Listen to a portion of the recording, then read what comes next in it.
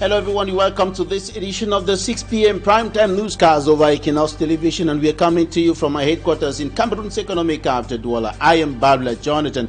In our top stories, another attack by Boko Haram militants in the far north region of the Republic of Cameroon has left 11 persons dead. The attack occurred in the Logon-Bilni division of far north region of Cameroon. And also in this newscast, right defenders continue decrying what they qualify as a repression of the government against civil society leaders in the country. And the Douala Bonanjo Court of First Instance resumed hearing in the case pitting the network of human rights defenders in Central Africa, REDAC, against the state of Cameroon. Today, the case centers on what REDAC qualifies as the unlawful sealing of its headquarters here in Douala. Those are top stories.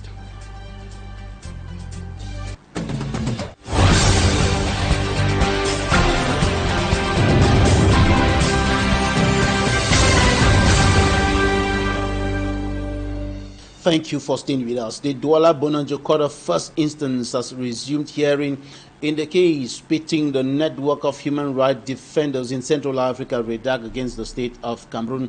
And the case centers on what REDAC qualifies as the unlawful sealing of its headquarters here in Douala. It is another illustration, according to human rights defenders, of the repressive arm of the state, or better still, the government, on human rights defenders, civil society leaders, opposition leaders in the Republic of Cameroon. We have details with Fomi Armstrong Sandam.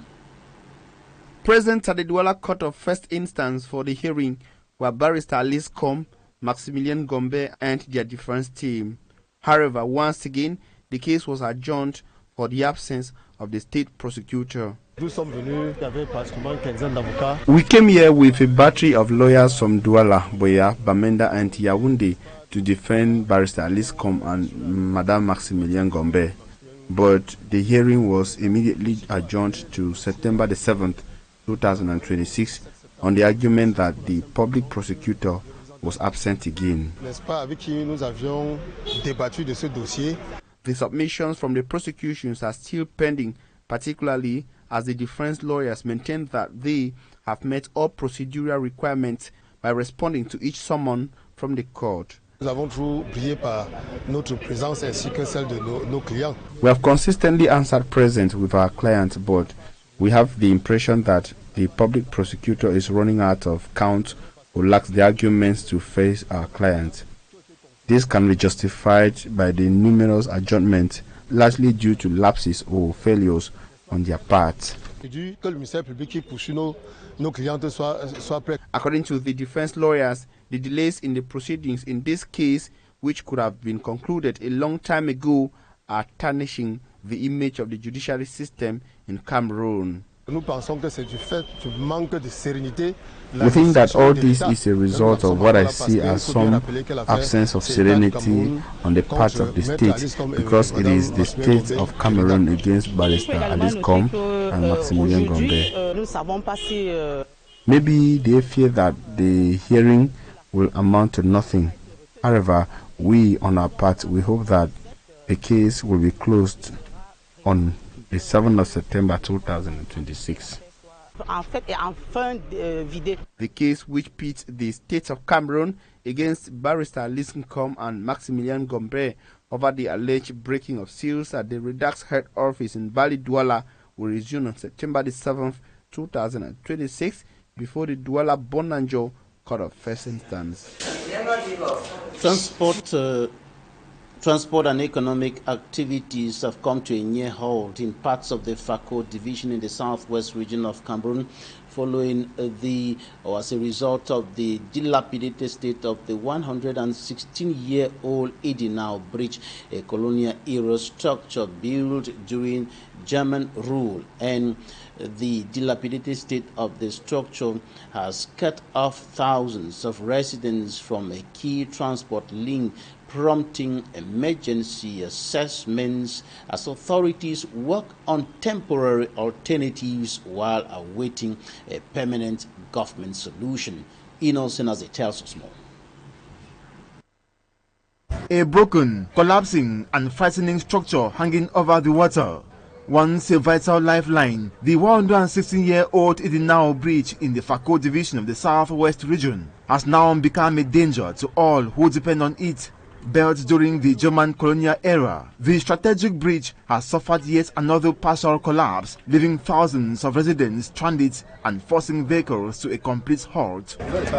The bridge connects communities including Sanje, Soden, CDC plantations and government bilingual high school Equinoxe to the rest of the town. Residents now risk crossing the damaged structure only on foot or by motorcycle, while economic activities continue to suffer. Since something like 2 years, the CDC have tried to help to manage, but this continues to collapse. Faced with growing public concern, the senior divisional officer for Fako, Angebe Viang Mekala, visited the site to assess the extent of the damage. It needs immediate intervention, urgent interventions. It needs rehabilitation, if not construction. After inspecting the bridge, the SDO, accompanied by the divisional delegates of public works and other officials, proceeded to the Equinoxe DO's office, where a crisis meeting brought together local administrators, the CDC general manager and other stakeholders. The meeting focused on identifying an alternative crossing route to temporarily restore movement, while proposals for a permanent solution are forwarded to the government. It is possible to rehabilitate or to open this other road that can help going heavy truck and pass to this area. For the thousands of residents whose daily lives depend on this historic crossing, the hope now is that emergency action will come before the aging bridge claims more than livelihoods. A fire incident has provoked enormous material damage at Orod Bonadikombo in Limbe in the southwest region of Cameroon. The flames consumed several houses, and the incident happened yesterday. Rex Afon reports. The fire broke out unexpectedly and spread rapidly, triggering panic among residents at Orod Bonadikombo in Limbe. As neighbors rushed to salvage whatever they could, firefighters arrived promptly also and worked to bring the blaze under control, preventing it from spreading further to nearby houses. We received a call from an anonymous caller that there was a fire at my 4 road. So on arrival, we met the whole building, which was already engulfed in flame. So what we try to do is we try to contain the flame, stopping it from spreading to other buildings which were not affected. Successfully, we were able to do that, and we had to call for reinforcement from the National Brigade for Firefighting and NKENG, who came for assistance. Although no loss of life has been reported, the fire left several families displaced and destroyed furniture, clothing, electrical appliances, and other valuables. Victims say they have lost years of hard work within a matter of minutes. The moves on them, so I don't know, since I want them boss, when they broke, because now breakable, man, everything. 4 people, they why even come the fire, don't why, don't. The cause of the fire has not been established, and investigations are expected to determine what triggered the incident. The commander of the 2nd Gendarmerie Region, Brigadier General Equinoxe has renewed calls for a stronger collaboration between gendarmerie officers and local communities across the southwest region of the country. The commander was speaking after receiving a briefing on security operations conducted during the first half of the year. Once more, Rex Afon has created it Somboya. Maintaining close ties with the population remains one of the key pillars of effective security operations. Addressing commanders and senior officers at the Gendarmerie Legion office in Buya, Brigadier General Equinoxe urged the personnel to remain professional, disciplined, and accessible to civilians, stressing that public confidence and the timely sharing of information are essential in preventing crime and responding to security threats. What we have done and that the general appreciate could not be without the support of the population. So I can assess that the collaboration with the whole population of the Southwest with the gendarmerie, national gendarmerie is satisfactory. The visit of the General to Buea served as an opportunity to assess the operational performance of elements of the Southwest region during the first 6 months of the year. Commanders presented reports on security operations carried out in the different divisions of the region, highlighting achievements recorded, challenges encountered on the field, and strategies being adopted to improve future interventions. The General came to revamp my personnel and to instruct them, to urge them on constant collaboration with other components of security and defense forces, and mostly for constant professionalism on the ground.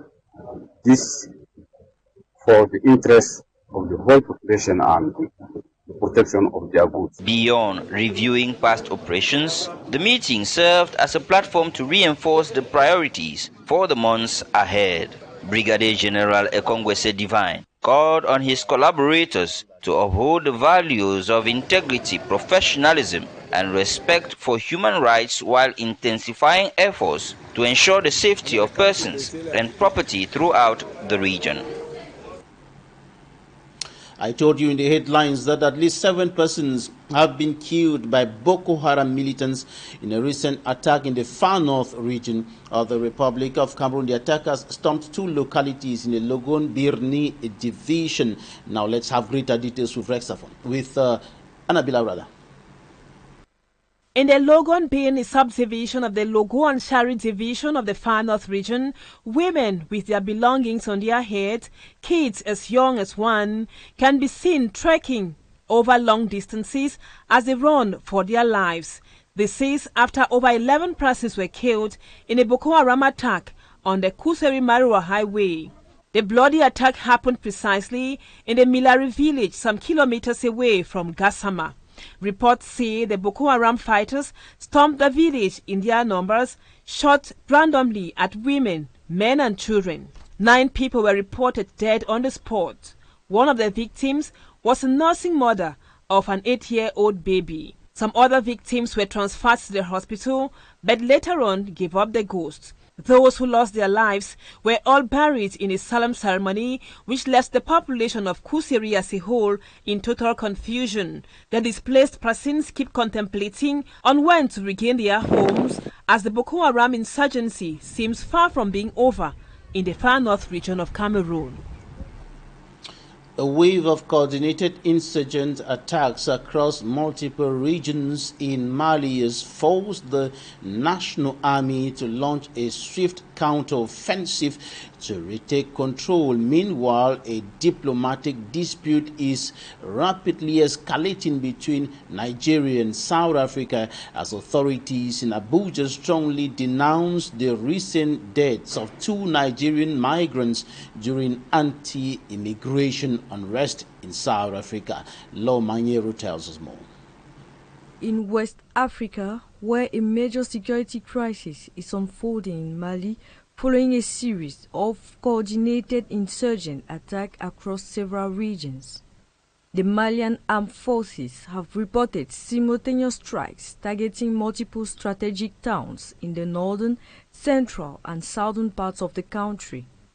Despite the scale and suddenness of the offensives, military officials have issued a firm statement declaring that the situation is now fully under the control and that the army has successfully taken command of the affected areas. Meanwhile, a diplomatic brief is escalating rapidly between Nigeria and South Africa over the safety of foreign nations. The government in Abuja has formally and strongly denounced the recent death of 2 Nigerian migrants in southern Africa during a wave of anti-migrant tensions. Nigeria authorities are demanding full accountability and a transparent investigation from Pretoria expressing deep concern over the vulnerability of their citizens living abroad.